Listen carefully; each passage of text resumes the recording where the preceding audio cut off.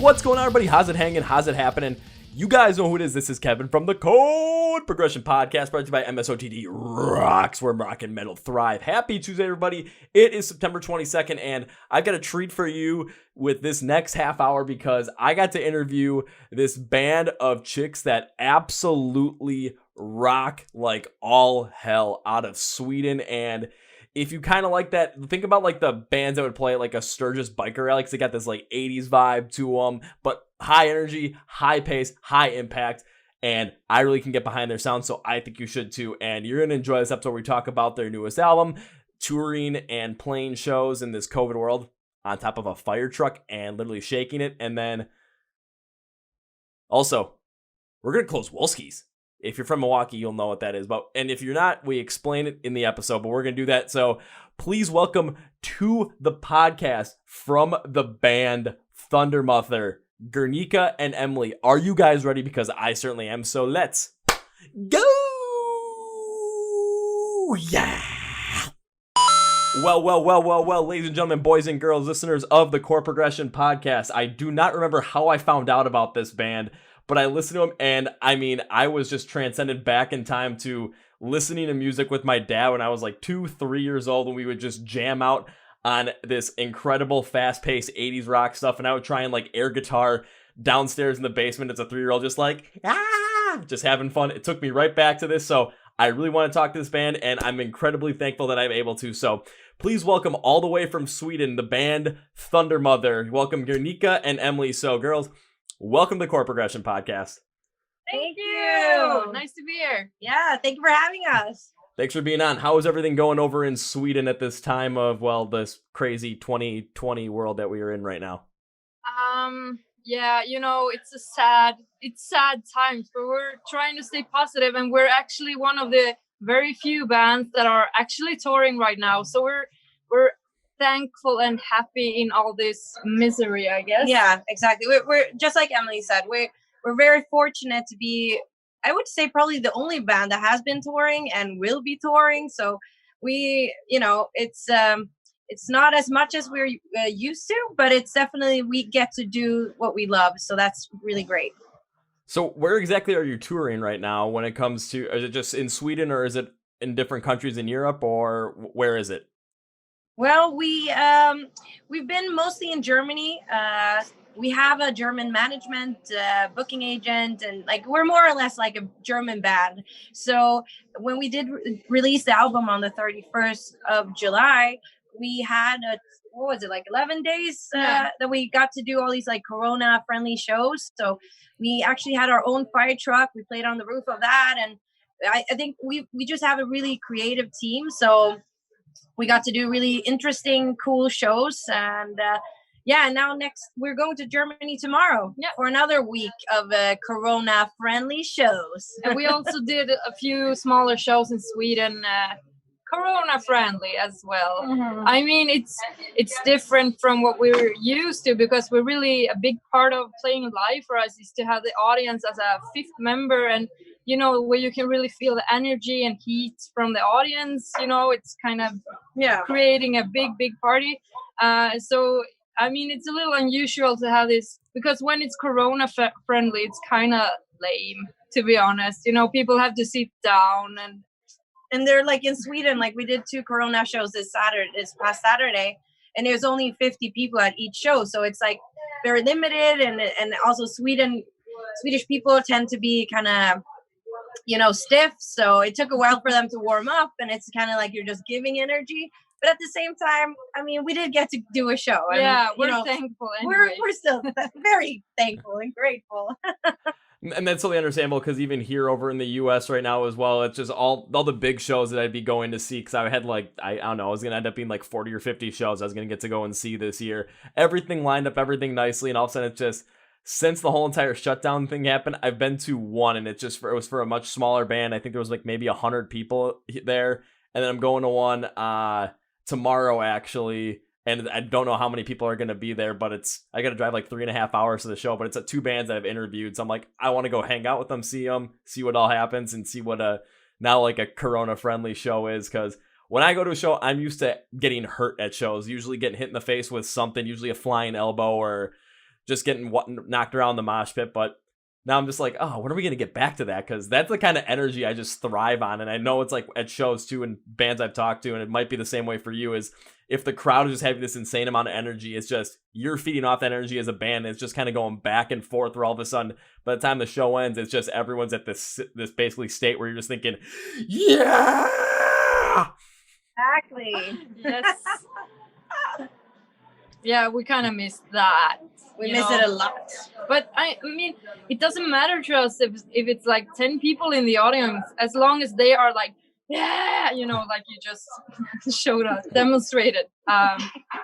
So yeah, I mean, we're happy and thankful. And we also felt from the recent shows that people are also very thankful, you know, and appreciating that there's a show to attend at all. There's something to do at least.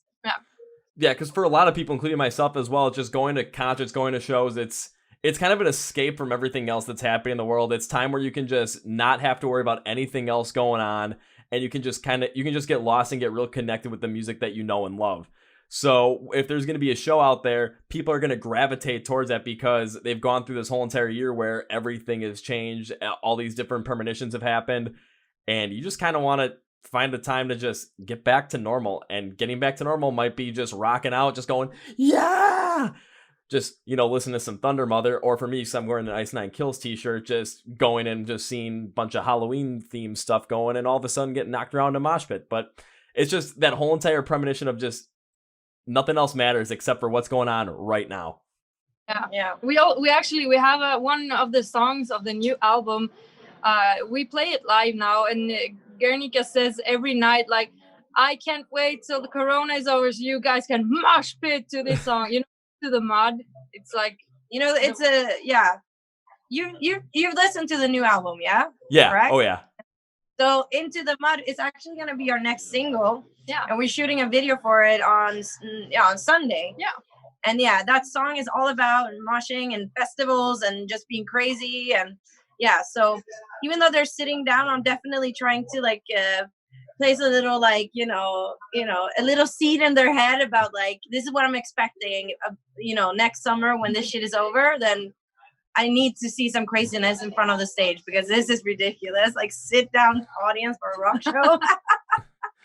Oh, next summer when this shit is all, well, hopefully over, it's going to be that way where it's just everyone's going to have all this pent up energy from what happened this year. And it's just that first show, that first moment. It's just start out with Into the Mud. Just open up your set with that, because all of a sudden, and just call out that you want people just going absolutely as crazy as possible. And next thing you know, you're going to start seeing bodies flying everywhere. People are going to end up getting like punched in the face, breaking their nose. But at the end of it, everyone's just going to be so happy because it's just like, we're back at it again.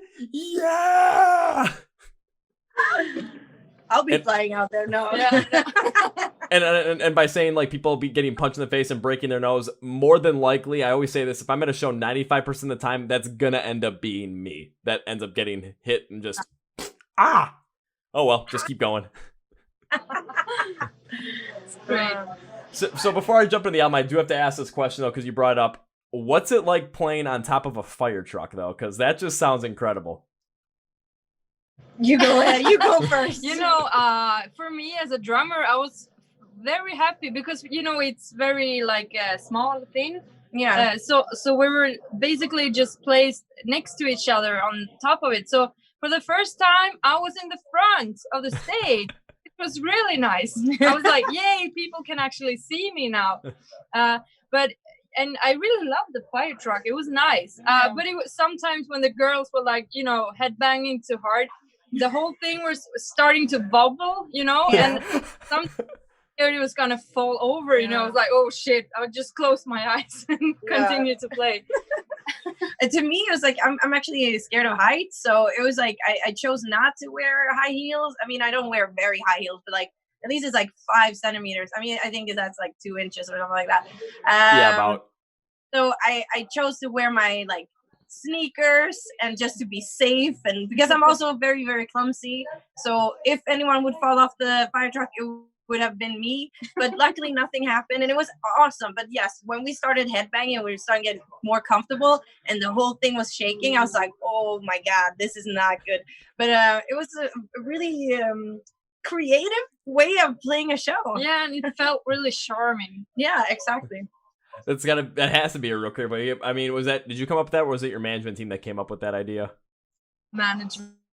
Yeah. And I think we had some contacts that who owned the fire truck, so he was lending it out for free. You know, everybody has been just very helpful with the tour and a lot of sponsors and everything. Yeah. So we're really thankful. We had some great sponsors that like made that all happen. Yeah. So that was cool. But I'll say this though, when it comes to the fact that you were rocking up on this topless fire truck and literally shaking it by just headbanging and going crazy, I mean, if someone's gonna see that, there's gonna be this certain energy that just is transferred over to the fans because they see how hard you guys are going, and it's just, oh my, I gotta get out there and just kind of just join in with it. If they're gonna be going that hard, I gotta match that. I gotta go and do that as well. But then all of a sudden, what might have to happen is because of this, next time you guys go on like a major tour, once everything opens back up again, just roll a fire truck out on stage and play still on top of that fire truck, because all of a sudden now you got Emlee, again, not in the back on the same exact level as you guys are, but then the fans are gonna start seeing this fire truck rock back and forth, and it's just gonna have this kind of moment. Like, they have to roll it out on stage just like for one song. Yeah, we'll keep that in mind. Yeah, that's thank cool. you. I'm always thinking of random ideas too, like that. So, if it works, it works. If it doesn't, what you gonna do?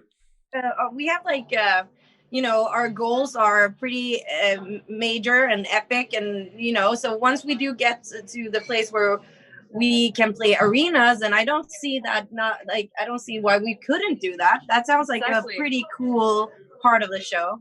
Yeah, That's the opening act, like that'd be awesome. Yeah. I mean, Motley Crue had motorcycles on their stage. We're putting up a fire truck. Yeah, we can have a fire truck. We can have anything. Yeah. Okay. Also, if Motley Crue is able to strap Tommy Lee to his drum set and have him in a cage, raise him up above the stage, and have it rotate around while he's playing, I'm pretty sure getting a fire truck in there is going to be fine. Maybe we can have just the drums on the fire truck, and that is my drum podium, and then we lift the whole thing up. Spin it around. No, maybe not. We'll see. Well, yeah, exactly. I was gonna say, but if you get in like a stadium tour, like an arena tour with a rather large rock band, they're gonna have the infrastructure in place where you could potentially pull that off. Yeah. And because when I was listening, Can't wait. I was supposed to. I was listening to the music too, because I kept thinking about a bunch of the bands that were just I listened to with my dad, and it's like 70s rock, 80s rock, a lot of like Van Halen, AC/DC, ZZ Top, that kind of stuff. So I was kind of thinking about that as well when it comes to, okay, where could ThunderMother really pick up traction, especially here in the United States, and really get well known? It's like, well, what happens if one of those major bands from the 80s or even like the early 90s would just all of a sudden, okay, we're gonna go on this major tour, but we need an opening act, and we need an opening act that's just gonna, really connect more with the fans now, but also just have that same feel, the same vibe, the same strength in their songs that we have, and just start off the show right. And I'm just thinking, they should give a call to you guys, because they would really work out well, especially now with the fire truck idea. I mean, who's going to open up a show with a fire truck? You expect these giant bands to do something like that. All of a sudden, you roll out in this fire truck. Everyone's going to be looking at you and thinking about you the whole entire show. And then when they leave, that's going to be the thing they remember the most, is all of a sudden the opener coming out on a fire truck. And then all of a sudden, next thing you know, okay, you're not the opener anymore. You're the middle act. And all of a sudden, you're playing arenas and you're the main act.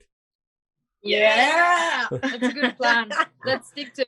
Oh, that's an awesome compliment, by the way. Yeah. So thank you so much, because I mean that's kind of what we're, silently hoping for, that one of these like major bands would want to have us as an opening act. Maybe Kiss, I don't know. That actually would be a good idea though. I think especially like a Kiss fandom would really be able to get behind your sound as well, because it would have that energy, would have that same vibe, that same feel. And the fans would just basically gravitate right towards it. Yeah. We love the Kiss fans. We played on the Kiss cruise in 2018. And it was just amazing. We got so much love from the Kiss army all over the world. We love The Kiss Yeah. fans. Yeah, Kiss Army rocks, and we we're just so happy that they like think of us. Like they invited us back the year after. So we were in Miami, last year. Yeah. 2019, and we played the pre-show thing for the cruise. So Oh, nice. yeah. Mm-hmm.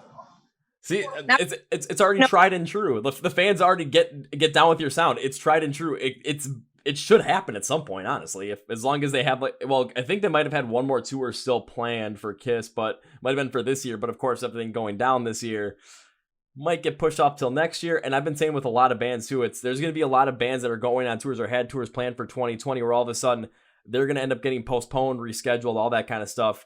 And all of a sudden when they get brought back for 2021. Some of the bands that might have been associated with those tours might have to drop out for other obligations that they might have. All of a sudden, it's like, that's a perfect time for some bands to kind of just be like, hey, we'll help.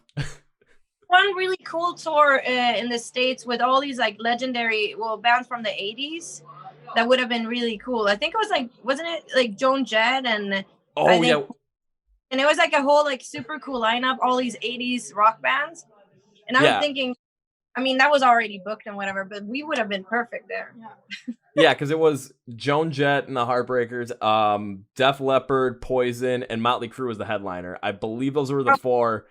Yeah, they should have brought you for the opener, because all of a sudden, just bring out that fire truck. Oh my god, it's. I'll put it this way: people might not have known your name before going to that show, but people will definitely remember your name after leaving. Yes. But before it gets to be too late, because I know I have to respect your time as well, I want to talk about Heatwave, which is the album that came out on July 31st, 2020. So initially, when you released the album, what was the reception from the ThunderMother fans? And not only that, but what was the reception from the rock music fans in general? I mean, the reception has been incredible. We're like overwhelmed with how positive everything has been. Like everyone has shown us so much love, and also like I think the charts are like they speak for themselves. Like we were in the top 10 in Sweden, top 10 in Germany, which is huge for us. I mean, we're still like an up and coming band, you know what I mean? So it's really nice to see the evolution since we joined the band and see how people just get it. They really enjoy what we do, and they see how much passion and love we have for the music that we create. That it's really, really, it's just been an amazing ride, really. Yeah. And it's just heartwarming to when we did this album, we really put everything into it, like all the happiness and love and passion we have for the music into that piece of recording. And it's just really nice to feel that people love it as much as we do. Yeah, exactly. Oh, easily. And because when you listen to it as well, just for everyone out there that's listening to this podcast, well, first off, after this podcast, please go and stream or download or whatever you can do to Heatwave, because you're going to want to listen to it. But to speaking on what they were talking about with putting all the emotion and all the happiness in there, when you're playing with that kind of a sound, you're playing with that sort of energy, you're going to be easily able to tell if all of a sudden that energy and that positivity and that raw emotion of it is genuine or not. And just especially hearing the vocals from you, Guernica, when it comes to a song like, God, which song was it that I went deep into that I really like the vocals on? Driving in Style, like you can just really hear the power behind them. So I was just thinking, this is definitely where it is. And then looking on Spotify, where it was like the top track right now on your Spotify, this makes sense why this one would be the top track, just because of just the power from the chorus, just right there. Thank you. That's really nice of you to say. Thank you. No, and the fun thing about just Driving in Style is that that's actually my demo vocal. So, I was singing like, and hell, like, yeah. So thank you. That means a lot. And we're super happy and proud over everything. So I think all of us, we just did our best, and it turned out pretty great. Yeah. Yeah, because I'm just taking a look at because I always if I go deep into a song, like I have like a whole large note sheet page on like a second or third screen over here. I'm just taking a look to make sure. I'm like, okay, what did I think about this exactly when it came to those vocals? And I was listening to the verses. I'm like, they were they had a faster pacing, slightly higher yet rougher style for like a female vocals. And I thought of Lizzie Hale right away. Like if she worked more with the song to create something with more pace on them, this would be kind of the style that would go with, but it fits so well with the more of a driving style to the song. So I'm like, just that feel and that vigor and that energy from the vocal. I'm like, this is really good. And then the pre-chorus, what you did with the transition, especially with the vocals, ooh, yeah, it was good. Because the guitars weren't really featured on there, but the vocals were consistently increasing intensity and grit in order to lead so well into the chorus. And it just created such a dynamic transition when you got into the chorus and you kind of stretched out those powerful, just real 80s rock style vocals. And with the faster paced drumming from Emlee on that one, it just perfectly kind of contrasted where all of a sudden you got this faster pacing drumming where it's hitting harder. And then you've got these stretched out vocals where it's okay. It might not sound like they're doing the same thing, but ooh, was it just perfect to amplify both sets of it. So I was a big fan of that. Thank you. So overall, outside of that, it's just because I know you're talking about playing this live, are there certain songs that the fans are really getting into even during these COVID friendly shows where they're really starting to get into off of this album that you can kind of see where, okay, this album came out, see where the fans are really, which songs the fans are really getting behind? Are you seeing something like that where all of a sudden people are in their seats or getting up and just going like, woo? Yeah, for sure. Like, well, Driving in Style definitely is one of them. You can see people singing along. They know the lyrics like better than I do. And Dog from Hell is one of those too. Like, people get really excited when we start playing that song, I've noticed. And what other songs did we play live from the new album? Into the Mud. Yeah. But we need mosh pits. Yeah, exactly. So that one is a tricky one. But by next summer, it's going to be freaking epic. And we play Heat Wave. Yeah. Heat Wave and Loud and Alive. Those are the ones that we played from the new album. And we played Sleep too. And we did Sleep acoustic. Yeah. So I think Sleep is one of those songs where you can really see how people, when we do like a party set, we tend to not do the ballads. But when we do have a headlining, show, whenever that happens, we will play the Sleep as well. And that is definitely a song that you notice that a lot of people really, really like. Yeah. Totally understandable as well. And I remember when I was listening to Dog from Hell also, I was just thinking about it. It had a little more of like a slower pace to it, which for me, just because I grew up listening to that like fast-paced hard rock, really got into punk rock, and now I'm like also into metalcore as well. I love that faster pace. So for me, when it came to like Dog from Hell, I'm like, this isn't the song that's necessarily the biggest on my radar personally. However, when I was listening to it, I could easily see this being one of your biggest hits, especially with the fan, just because it has that perfect, powerful feel to it. And when I was thinking about like, this song makes me think that ThunderMother belongs on stage at the Sturgis bike rally here in America, which is over like the course of like 10, 11 days, there's over 1 million people that ride through there. It's all bikers, all love that kind of music. And I'm thinking next year, I should try and find some way to just get in their like little circle and be like, hey, try and get this band ThunderMother on the lineup, because that'd be awesome. Help us, help. Yeah. I mean, that's one of our main goals, to come to America and do play shows there, because we did like with the Kiss Army, events that we've been invited to. We've kind of noticed that people over there would.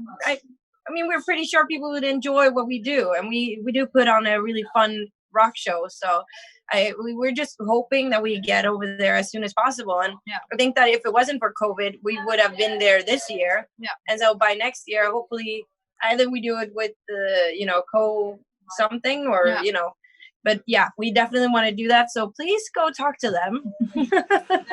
I will do my best. As slowly but surely, especially with some of the bands I've been talking to, it's like my influence is slowly but surely growing in that realm. So all of a sudden I might be able to start sending out some emails, sending out some ideas. Might talk to your manager and be like, hey, this might not be the worst idea to go forward, just due to the fact that I've never been to the rally, but I've been in a bunch of different areas where the same kind of people that would always attend the rally go to. So I easily know what kind of music they get into, what style of music they get into, the energy they get into. And honestly, I don't think I could think of a perfect band to just show up and just take that whole entire rally by storm, but ThunderMother right now would be perfect. Yeah, coming. Yeah. We're used to that. We played we played several biker festivals and stuff here around Europe. So yeah, that's definitely our crowd. Yeah, because I think the one in Sturgis, South Dakota here in the United States, I think that is the biggest one of all. So that would definitely be like that'd be the perfect place to go. That's the one we need to go to. Yeah, that's okay. Let's do that. It's settled. We're getting there. Once everything's done with the podcast, when I have everything set ready to go, and I send all the information that when it comes to just where everyone can find it and where you guys can find it to your manager, I'm definitely gonna mention that in that email to be like, hey, just as an idea, maybe next year try and coerce something like this, because not gonna lie, this would work out incredibly well. I like how you're thinking. Yeah. And then also try and find my way and finagle my way to start emailing all the people over there and just be like, hey, people of Sturgis, check out this band. Trust me, you're not gonna regret this. And then with my just weird coercing of things, I can find out how to get emails to just as many people as possible, many decision makers as possible, and just make it work. I'll give it a shot. Why not? So I do want to respect time as well, as I know we're getting close to the time for you guys where you have to skedaddle and prepare yourself for another week of kicking ass hard rock touring. Is this one to be on a fire? These shows, are they going to be on a fire truck as well, or is it going to be something a little more on a stage? Normal shows this tour, but we're definitely planning more fire truck tours, I think. Yeah, definitely. I mean, it all depends on how long this is gonna, be an issue, the whole COVID thing. Yeah. But now it's all real venues, and but people are separated and they're sitting their little tables and blah blah blah. Or I guess it's a little too cold for the fire truck soon, so it's more a summer thing. But I'm sure we're gonna do more fire truck stuff. Definitely. Yeah. And just pull out the fire trucks when it gets a little bit colder too. Just wear some scarves. Make scarves hard rock and metal again. You got this. It'll easily work. I've seen it done before. Can work out really well. Yeah. All right. So before we send you on your way, so you can go and tour back in Germany and make everyone remember that live shows are awesome and that we need to beat COVID so that we can get back to live shows, get back to getting a mosh pit, and for myself, back to getting hurt again, because that usually happens. If you have any last words to say, like where everyone can find ThunderMother online, listen, all this stuff, promote anything, whatever you want to do, go for it. Okay. Well, first of all, is ThunderMother.com. That's you find everything, our web shop there, and information about shows and whatnot. We're really good with our Instagram, so if you want to follow a fun band, we share a lot of cool behind the scenes stuff over there. So it's just ThunderMother on Instagram. Follow us. I promise it's very entertaining. At Facebook also, it's just ThunderMother. It's very simple. The band name, you'll find us on every platform everywhere. So yes, and I would say to the listeners that we can't wait to get over there and play shows for you guys, and show our American fans what Swedish rock and roll is all about. Yeah. You want to say something, Emily? I just agree with you. Yes. Guernica. Yes. Just whatever she said, just listen to that again, and that's what Emily thinks. Just listen to what Guernica said, and you're good to go. Yeah. Perfect. Well, I always like to end with this, because the fact of the matter is I kind of figured out how people work, how some fans work, because when I was in school and college, I studied economics, so understanding consumer behavior, incentives, all that kind of stuff. I get it. When it comes to finding ThunderMother, everyone's going to be hoping, you know what? As much as I want to find ThunderMother, I just wish there was a place where, right after listening to this episode, I wish there's a place where I could just find a one-stop shop, find everything they had, just click the links and just go and not have to search it up. Well, I'm going to make that happen. So if you take a look at the YouTube video or the description of the podcast on Spotify, Apple Podcasts, Google Play, and I'm happy to say iHeart Radio now because I got on there. Oh, yeah.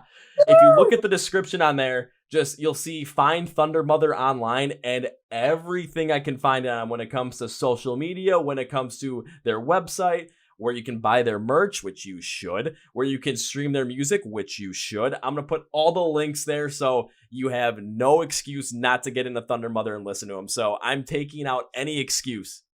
All excuses off the table. That's it. Done. That's great. Thank you. Thank you. Perfect. Highly appreciate it. Oh, yes. Well, you're very welcome. I love doing this stuff, and I always like to end this by saying, this is a blast. This was fun. But the reason I say that is because it is always the honest to God's truth, because I love doing this stuff. I love talking to all these different rock bands, not only from the United States, but from around the world as well. And by around the world, I mean mostly Europe right now. I've done a couple South America, done a couple of Asian ones, and one Australian one. So like starting to get a little bit more global now, but I always love talking to all these different bands and just the energy that comes off from it, not only from myself, but from whoever I'm interviewing as well, especially you two. It's been an awesome like half hour that we had. So yeah. Super fun. Yeah. Thank you for having us again. Yes, It's really nice. Thank you. And we're expecting you to be in the audience. What city are you in? So I live in a city called Milwaukee, Wisconsin. So I'm a. Oh my God. That's so like the 70s joke. Oh yeah, exactly. But when it comes around, like I'm not sure if when you guys would come around, if it would be around there. But my guess would be you would end up showing up somewhere in Chicago at some point, and that's about an hour and a half drive for me. It's only about 90 miles south, so that's a very simple drive for me to make. So all of a sudden, it's just you're gonna be there. You're gonna play Into the Mud, and you're gonna wonder who the heck already got hurt in the mosh pit, and you're just gonna see me just raise my hand. It's like it's me. It's okay. We're good. Don't worry about it. We're good. Yeah. You know, Milwaukee is also sorry. It just made me think of Wayne's World. You know what? Milwaukee, Alice Cooper. Wow. I just saw the movie not too long ago. Sorry. I forgot what the Indian language is, but it's actually Indian for the good land, and they just start like having like a whole like history behind it. Whatever he says. Milwaukee. Oh, that's awesome. You definitely need to play there. Yeah. Definitely. Oh yeah, especially because like when I was talking about the biker thing too, Harley Davidson is based out of Milwaukee, so right now just they're having like a mini rally because they always have a mini rally every single year right around Labor Day weekend, which is when we're shooting this. So, but it's every year that ends in 8 or ends in 3. They always have a much larger one because they were founded in 1903. So the next one would be 2023, which would be their 120th anniversary. So hopefully at that point, you end up showing up and are taking the stage and just kicking some ass out there. However, yeah, we played Harley Days in Germany, so that would be cool. Yeah, so there's already connection there. Bing, bang, boom, we're good to go. But hopefully we don't have to. Hopefully, I don't have to wait till 2023 to see you play a live show either here or because I was planning on travel over to Europe this year, but of course everything kind of got shut down. So I decided next year. So if I'm traversing around there and all of a sudden I just see a chance, I'm like, oh, ThunderMother's playing. Oh, I'm gonna be around there at that time. Then you welcome. Let us know. Let us know, and we'll have a beer with you after the show. Okay, I can totally get down with that. That is awesome. and when you show up in Milwaukee, beer's on me. Yeah. Oh, great. Then you have to show us all the cool like dive bars and stuff. Oh, definitely. We could go close Wolski's then. If you close Wolski's, you get a T-shirt and a bumper sticker that says "I closed Wolski's." So. Whoa! What exactly does that entail? Do you have to drink like how many liters or what? What's exactly the part? What do we need to do? Pretty much is you just have to stay there till bar close. Oh, we can do that. Yeah, that's not a problem. That's easy. That's easy. The hard part is if you try and open and close it at the same in the same day, because that's about a 14.5-hour day of just sitting in a dive bar. That's a tough one. As long as we have good company. That's true. That is true. Then you just get you get the regulars it's like, who the heck are these people? Oh, they're trying to open and close the bar, and they'll be your best friends the whole entire day. We're trying to like set a record. That's why we would do that. Yeah, they could document it on Instagram. Yeah. That would be huge. Just all of a sudden, we're going to be in a bar for 14.5 hours. We're going to open this bar. We're going to close it. Yeah. Follow us. And just go like have like a live stream, like, like halfway through. All of a sudden we're halfway through and we're doing this. Not doing so hot right now, but we got this. All of a sudden, like 10 p.m. comes, you get your second win. It's just, yeah. I'm actually like up for it. Yeah, why not? We're up for anything. Awesome. Just love. I'll say if you come to Milwaukee and you want to open and close Wolski's, I will be a part of that with you guys. I would totally be down for that. Please do. You're gonna be our Milwaukee guide there. Yeah. So yeah, you're gonna have to take care of us. That won't be too hard, especially. I'll say if you like beer, that won't be too hard because it's just like, alrighty, well, what about this day? It's like, oh, just go to that brewery, just take a tour, just drink, have a good time, and then all of a sudden, what happens later? Play a show. I don't know, whatever the heck you guys want to do. Sounds like a good time. Yeah, we have a plan. We have a lot of plans with you now, so that's good. Awesome. Got a plan for 2021 and 2020, whatever might happen. We got the plan set. We're ready to go. Let's do this. Woo! Sure, we will. Yeah. Yeah, we will rock you. Yes. I'm like, Alrighty, well, I just don't want to take up too much more of your time. So, Emlee, Guernica, thank you very much for being on the podcast. This was amazing. And now we got plans for when you come over to Milwaukee, and we'll go close Wolski's, open Wolski's, and close Wolski's. We'll make a big thing out of it. We're going to kick some ass, have a good time, and well, hopefully 2021, either I get to see you over where you guys are, or you guys get to come over and tour, and all of a sudden you see the one guy that's, okay, who got hurt right away in the mosh pit? It was me. Don't worry about it. I'm good. Thank you so much for having us, and it was really nice to talk to you. yes, thank you. Thank you. You're welcome. Thank you for being on. It was great talking to you as well, and I'm not going to end this with a goodbye because now we've got plans for when you come over to the United States. We're not going to end this with a goodbye. We're going to end this with a see you later. Yeah, see you later. Well, folks, that was my interview with Guernica and Emlee of the band ThunderMother. Hard rock with a lot of pace, a lot of 80s inspiration out of Sweden. And yeah, if you listen to this, please go check out Heatwave. Their newest album came out on July 31st. Please get in with the band now because they've got a great sound, a great energy, a great vibe. And when they make it over to the States, if you're in Milwaukee and you see, and I'll let everyone know, we're closing Wolski's. We're opening Wolski's and we're closing Wolski's. So come hang out with us and we're all going to have a great time. So hopefully that happens next year, but there's a plan in place. So thank you guys for watching on YouTube, and thank you for listening if you're on Spotify Podcasts, Google Play, and iHeart Radio. Oh, yeah. So this was awesome. I was so happy I got to interview with these ladies. It was fantastic, and that's going to be for me, guys. Thank you for watching and listening. This is Kevin from the Chord Progression Podcast, brought to you by MSOTD Rocks, where rock and metal thrive. And you guys know how I end every single one of these episodes, the big, healthy, and hearty. See ya! Yeah. Oh.